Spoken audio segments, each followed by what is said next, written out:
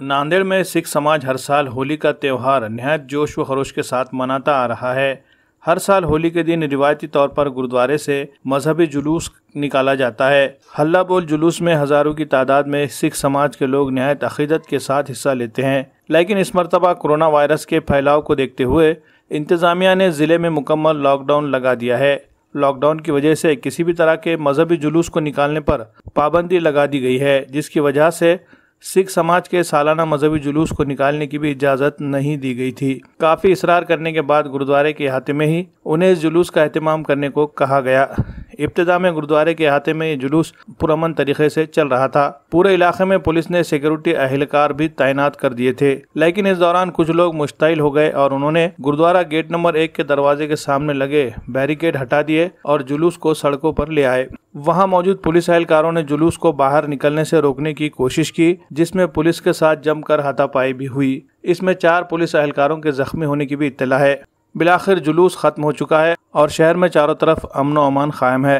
जिला एसपी प्रमोद शिवाले ने इस पूरे मामले पर अपना बयान दिया है, जिसमें उन्होंने आज पेश आए वाक़े की तफसीलात बताई है। शीख बांधवांतर्फे दरवर्षी होळीच्या नंतरच्या दिवशी धुळवडच्या दिवशी हल्लाबोल हा एक धार्मिक हल्लाबोल आयोजित केला जातो।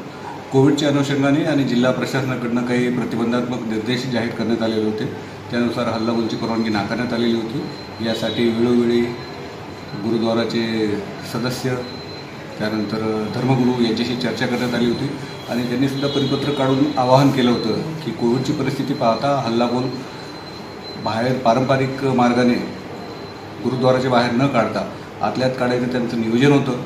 आज संध्याकाळी 4च्या सुमारास नियोजित कार्यक्रम त्यांचा सुरू असताना निशान साहेब गेट नंबर 1 पर्यंत आलं, परंतु त्यांच्यात आपसात बाहेर काढण्यावरून एक वाद निर्माण व्हायला लागला आणि काही मुलं साधारणतः 300 ते 400 मुलं हल्लाबोलच्या तयारीने गेट तोडून बाहेर आलेत आणि पारंपरिक मार्गाने त्यांनी हल्लाबोल केलेला आहे। यामध्ये 4 कर्मचारी जखमी झालेले आहेत। शासकीय वाहनांचं नुकसान झालेलं आहे।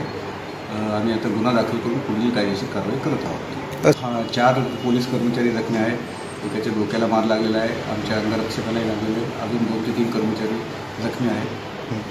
अजून काही जखमी आहेत तर त्याची आम्ही माहिती घेत आहोत। ती पारंपरिक मार्गाची मिरवणूक संपलेली आहे। सध्या शांतता आहे। शहरामध्ये फिक्स पॉईंट आहेत, नाकाबंदी पॉईंट लावलेले आहेत। आता आरोपींचा आम्ही शोध घेण्याचा कारवाई सुरू आहे। गुन्हे दाखल आणि आरोपीचा शोध ही कारवाई सुरू आहे।